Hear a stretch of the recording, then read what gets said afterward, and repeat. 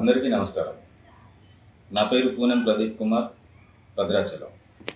నేను భద్రాచలం గ్రామ పంచాయతీ స్వతంత్ర సర్పంచ్ అభ్యర్థిగా పోటీ చేస్తున్నాను. భద్రాచలం పట్టణంలో అనేక సమస్యలు నెలకొని ఉన్నాయి కూడా. ఎవ్వరు ఎంతమంది రాజకీయ నాయకులు వచ్చినా ఈ సమస్యలను తీర్చే పరిస్థితి లేకుండా పోయింది. ముఖ్యంగా భద్రాచలం పట్టణానికి అత్యంత ప్రసిద్ధమైనటువంటి పుణ్యక్షేత్రం రామాలయం ఉండడం వలన ఇక్కడికి భక్తులు అనేక మంది వేలాదిగా వస్తుంటారు, పోతుంటారు.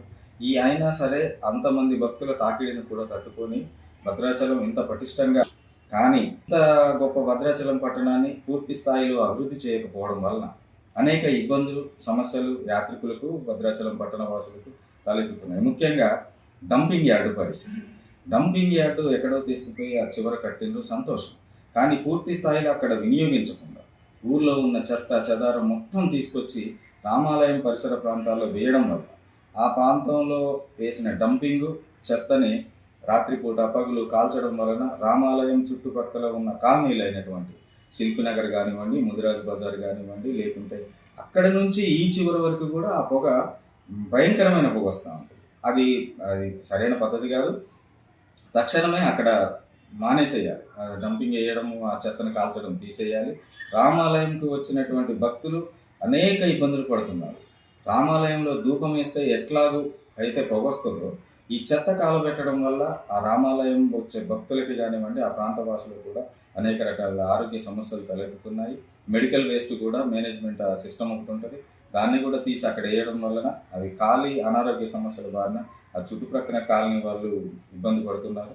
ప్రభుత్వం దీనిపైన చర్యలు తీసుకోమని అనేక మార్లు ఫిర్యాదులు అందించినా కూడా దాని మీద ఎటువంటి చర్యలు లేవు. ముఖ్యంగా సుందరయ్య నగర్ కాలనీలో ఏర్పాటు చేసినటువంటి డంపింగ్ యార్డు, ఆ డంపింగ్ యార్డు కోట్ల రూపాయలు పెట్టి కట్టారు. అది నిరుపయోగంగా ఉండే పరిస్థితి ఏర్పడింది.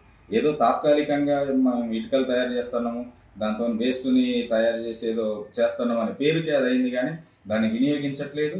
మళ్ళీ మొత్తం తీసుకొచ్చి అక్కడ వేయడం చాలా బాధాకరం. ఇటువంటి పరిస్థితులను మార్చేందుకు నా వంతుగా నేను 100% ప్రయత్నిస్తానని మీ అందరికీ మాటిస్తున్నాను.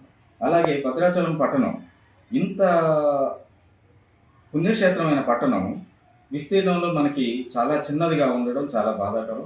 భద్రాచలంలో కనీసం ఏదైనా ఒక ఇన్స్టిట్యూషన్ కానీ ఇంకోటి కానీ కట్టుకుందామని అన్నా కూడా పూర్తి స్థాయిలో వసతులు, ప్రభుత్వం కూడా ఈ పట్టణంపై దృష్టి సారించకపోవడం బాధాకరం.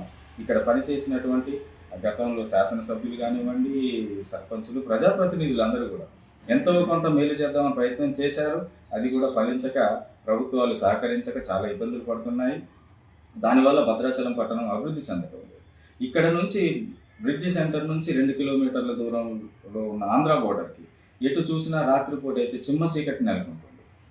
ఇవన్నిటిని పరిగణలోకి తీసుకోవాలి. అలా జరగకపోవడం చాలా బాధాకరం. ఎటువంటి అభివృద్ధి జరగడం లేదు. ఒకవేళ భద్రాచలం పట్టణ ప్రజలందరూ నాకు ఓటు వేసి గెలిపించినట్లయితే, నాకు ఓటు వేసినా వేయకపోయినా తోడుగా ఉంటే తప్పకుండా వాటన్నిటిని పరిష్కరించే విధంగా నేను ప్రయత్నం చేస్తాను. అలాగే భద్రాచలం పట్టణంలోని గతంలో ఎప్పుడో రోడ్లు, సీసీ రోడ్లు, డ్రైనేజీలు నిర్మించారు అక్కడక్కడ. ఆ తరువాత గత బీఆర్ఎస్ ప్రభుత్వంలో కానివ్వండి, ఇప్పుడున్న కాంగ్రెస్ ప్రభుత్వంలో కానివ్వండి, ఏ ఒక్క ఆ శాసనసభ్యులు పట్టించుకోలేదు, ప్రజాప్రతినిధులు పట్టించుకోలేదు, గ్రామ పంచాయతీ అసలే పట్టించుకున్న పాపం లేదు.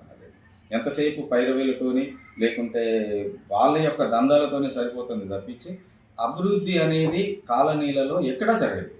ఉదాహరణకి జగదీష్ కాలనీ ఉంది, అశోక్ నగర్ కాలనీ ఉంది, కొత్త కాలనీ ఉంది. ఎక్కడ మురికి వాడలు ఎట్లుంటాయో ఆ ఏరియాలు కూడా అంతే దారుణంగా ఉన్నాయి. ఇటువంటి కాలనీలు తప్పనిసరిగా ప్రతి కాలనీలో సీసీ రోడ్డు నిర్మించాలి, డ్రైనేజీలు నిర్మించాలి. అలాగే వీధి లైట్ల సమస్య చాలా ఇబ్బందికరంగా ఉంది. అనేక కాలనీల్లో ఆ వీధి లైట్లు, కాలం చెల్లిన ట్యూబ్ లైట్లు, చిన్న బల్బులు వేయడం వల్ల అసలు కొన్ని ప్రాంతాల్లో అసలు ఆ లైటింగ్ కూడా లేకపోవడం చాలా దురదృష్టకరం. ఆ ప్రాంత వాసులు అనేక విధాలుగా ఇబ్బందులు పడుతున్నారు. అనేక ఫిర్యాదులు చేశారు, అయినా పట్టించుకునే వాళ్ళు లేరు. దయచేసి ఇప్పటికైనా అధికారులు, ప్రభుత్వం కళ్ళు తెరిచి ప్రతి రోడ్డులో, ప్రతి కాలనీలో ఒక సీసీ రోడ్లు, డ్రైనేజీలు, వీధి లైట్లు ఇవన్నీ నిర్మించాలా, వేయాలా. ప్రజల పురోగతి కోసం మనం పనిచేసి ప్రభుత్వాలు నడిచేది వాళ్ళ అభివృద్ధి కోసమే, మన అభివృద్ధి కోసం కాదు. మన అభివృద్ధి కోసం మనం పనిచేసుకునే వేరే రకాల చాలా వ్యాపారాలు ఉండొచ్చు. కానీ ప్రజా సమస్యలే ధ్యేయంగా, ప్రజా సమస్యల పరిష్కారమే పరమావధిగా పనిచేసే ప్రభుత్వాలు ఇటువంటి నిర్ణయాలు తీసుకోవాలో ఆ విధంగా పనిచేయకపోవడం చాలా బాధాకరం.